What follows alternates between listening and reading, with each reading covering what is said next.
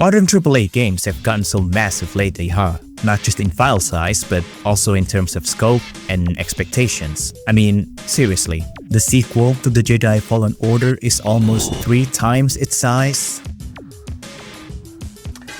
This is the worst!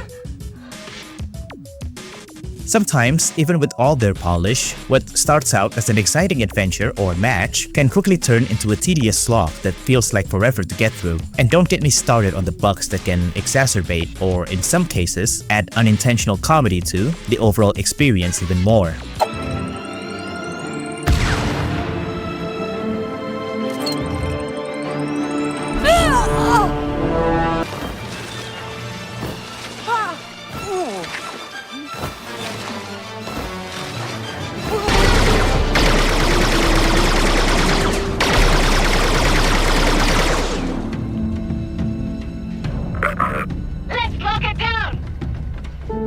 As someone with a 9-to-5 job, it's not easy to balance what little free time I have to pick up something that's short, fun, and mostly bug-free to unwind after a long day. So, I did what any gamer would do. I looked up sales on Steam and started browsing my way through all the titles. As luck would have it, I discovered a 2022 indie beat-em-up, Final Vendetta by Bitmap Bureau, a studio known for its love of 16-bit graphics. Oh, side note, they are currently working on the game adaptation of Terminator 2 Judgment Day at the time of me writing the script for this video. So that's neat. Well, anyway, I picked the game up out of curiosity, played it, and after spending some time with it, I was pleasantly surprised with how it turned out. It offered exactly the kind of tight and fun experience I've been craving. Let's talk about it.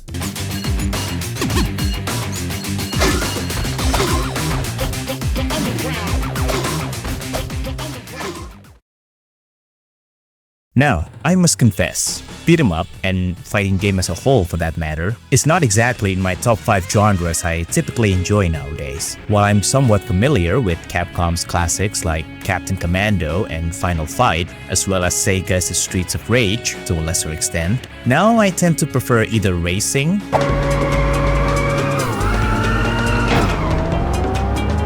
run and guns,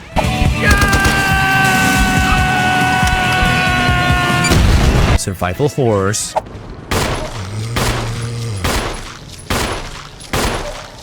or Metroidvanias.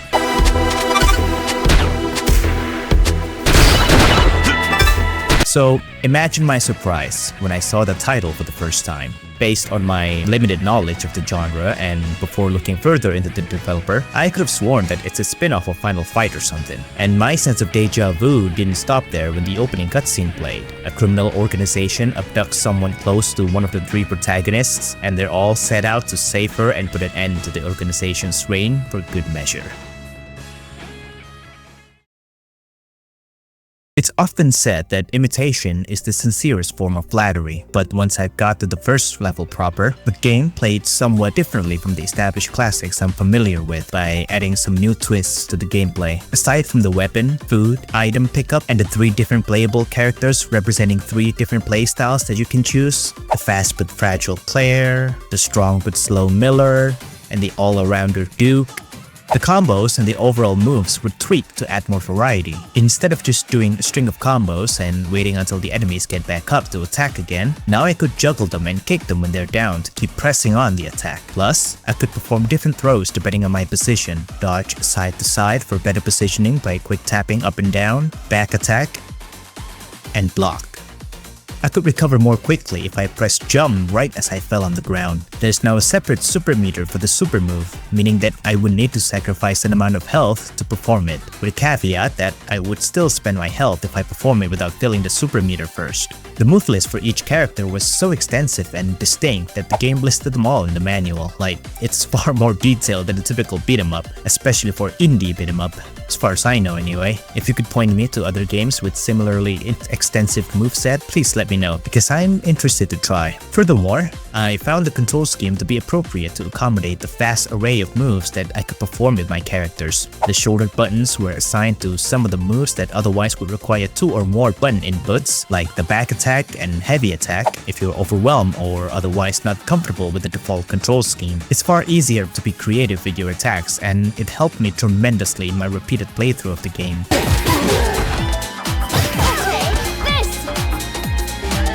As for the enemies, each had its own attack pattern that was relatively easy to read on the screen. Some punched, some kicked, some used weapons, some would come charging, etc. However, I had to watch out before they start to outnumber me, especially in higher difficulties, because this game loved to punish my miscalculations by bringing in more of them on screen at the same time. Some of them could even attack after recovering from their fall, so you'd always be on alert. The level hazards could also potentially ruin a good combo too, when I failed to spot them before the last second. The ones on the dock level could trip you over time and again if you weren't as quick with your fingers. As for the bosses, they were pretty satisfying to fight and presented a tough challenge to cap each level. The one who fought by teleporting all over the place and the twins who faced me at the same time were some of the highlights I'd experienced on my playthrough. Having completed the arcade mode multiple times solo and with a friend for this video, I can conclusively say that Final Vendetta doesn't let up and constantly demands my focus from start to finish.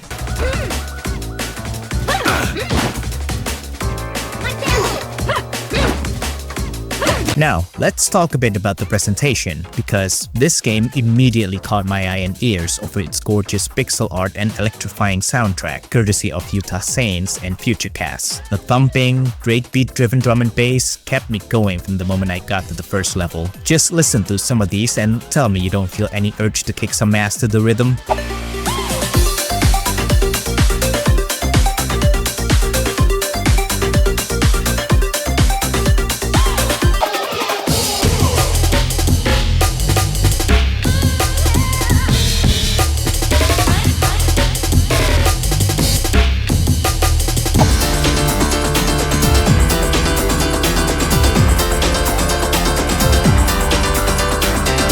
The pixel art looked very fluid and expressive. The brutal takedown combos and the flashy throws felt satisfying to pull off. Everything's got weight and punch to it. The background for each level looked quite alright, but personally, I think the game really came to life during the club stage. Clearing one wave of enemies after another on the dance floor while the music blared just hit all the right notes for me. No pun intended. Heck, you could even see some of them dancing to the beat before you came along. That's how infectious the music was. It's a personal favorite for me for sure.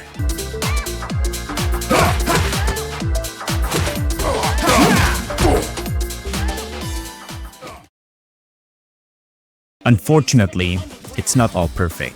Regrettably, as enjoyable as the game was for me overall, there were some things that I found to be detrimentally frustrating at first, perhaps even more so for casual players. For one, the game's difficulty curve. Final Vendetta is a retro-inspired beat-em-up with old-school sensibilities, so at times, the game can be very difficult to get through. Of course, you can tweak it to suit your playstyle on the option, and there's even a hidden cheat to help you finish the arcade mode with infinite health and all, but some unlockables can only be obtained by beating the game on a higher difficulty. Some of the unlockable modes, like Survival and Boss Rush, even require you to complete the game with a specific character. On one hand, it's great incentive for players to try and experiment with each character, but on the other, I suppose it could be very daunting to unlock the rest of the game that way. Oh, I should tell you up front as well, there are no unlockable new characters. The most you can get is an alternative palette swap for each character that you can access by completing Boss Rush mode. The color looks okay, but that's about it. And second,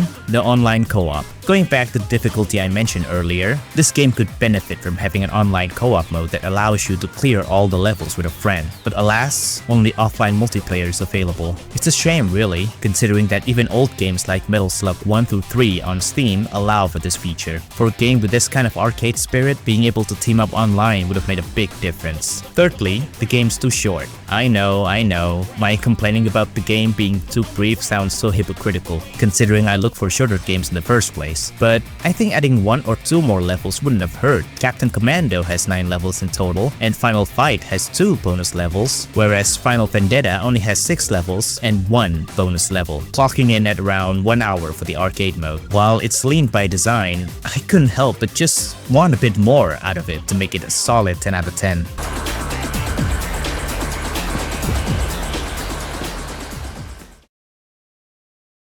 So yeah, that's pretty much my takeaway from the game after having finished it multiple times for this video. As a beat 'em up, I think Final Vendetta doesn't bring anything particularly new to the table, but its extensive mechanics and downright gorgeous presentation are more than enough for me, and I hope they're enough for you too to consider checking the game out for yourself. As always, thank you so much for watching this video. If you enjoy this type of game review, consider liking the video and subscribing to the channel if you haven't already. You can also support me on Saweria and Ko-fi to help me continue creating videos for the channel. All the links, alongside the link to the game on Steam, can be found in the description. And if you've got any beat 'em ups you think I should check out next, drop them in the comments below. Again, thanks for watching, and I'll see you in the next one.